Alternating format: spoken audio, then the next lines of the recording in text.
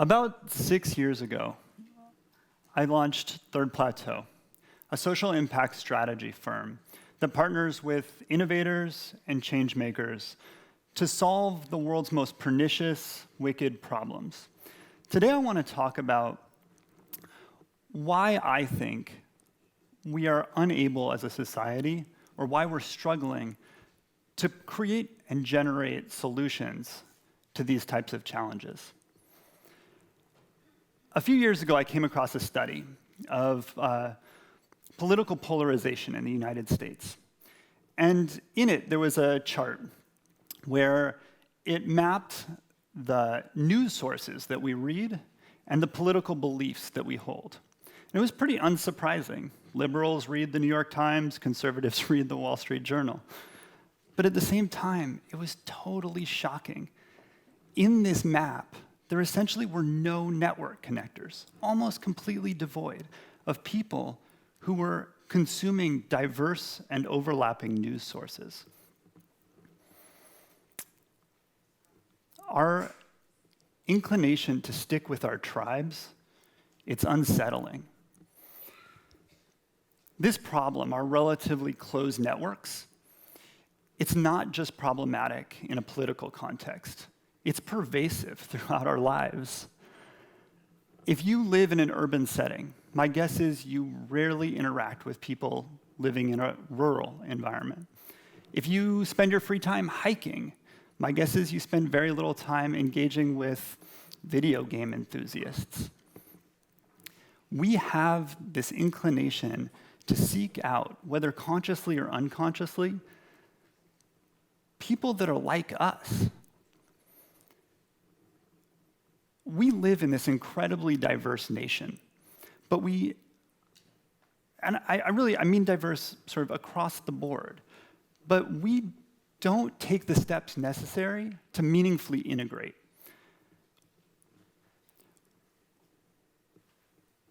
This is a problem on an individual level, right? If you value intellectual honesty and openness,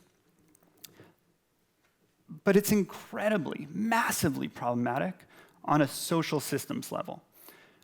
We want to be able to solve these major global challenges, global poverty, climate change, and the like. But we can't do that with simple thinking, the same old thinking that we've always relied on. We have to get out of the comfortable. We have to figure out how to expand our networks and how to expand our thinking. So when we started Third Plateau 6 years ago, the reality is we had no business starting this firm. It was kind of ridiculous, in fact, that we were able to do it. We had never run a foundation. We had never run a public agency. We had never run a major nonprofit. We really had barely worked as strategic consultants in any setting. But a strange thing happened.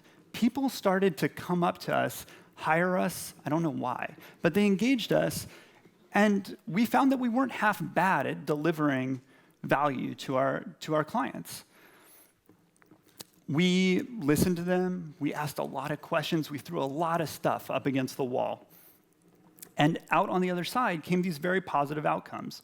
Our clients were breaking through barriers that had previously confounded them.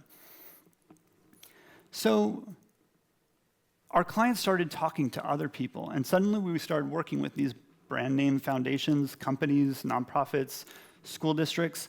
We found ourselves designing a complicated technology platform to address a major challenge in workforce development.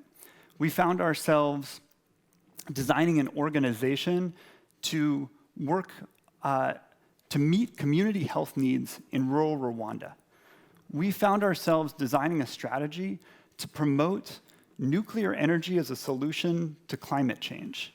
Now, we are not public health experts. We're not workforce development experts. We're certainly not nuclear energy experts.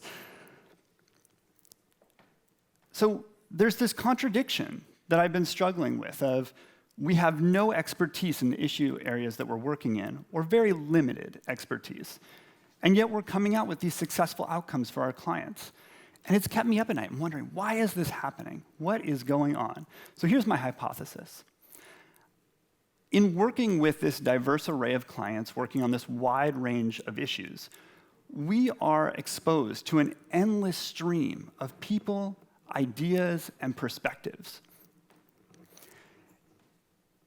Our network does not look like our client's network. The people that we know and interact with are typically not people that our clients would engage with.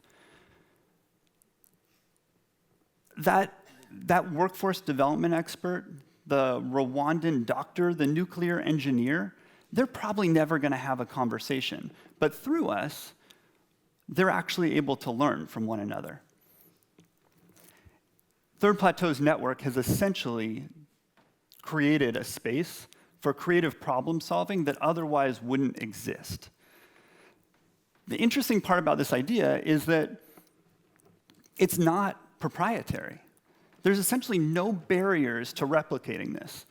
So here's my challenge as I leave you today, is as you set out to network and meet other people, think expansively. Engage the contrarians, engage the people on the fringes, engage people outside of your field. However you do it, build an unconventional network. Thank you.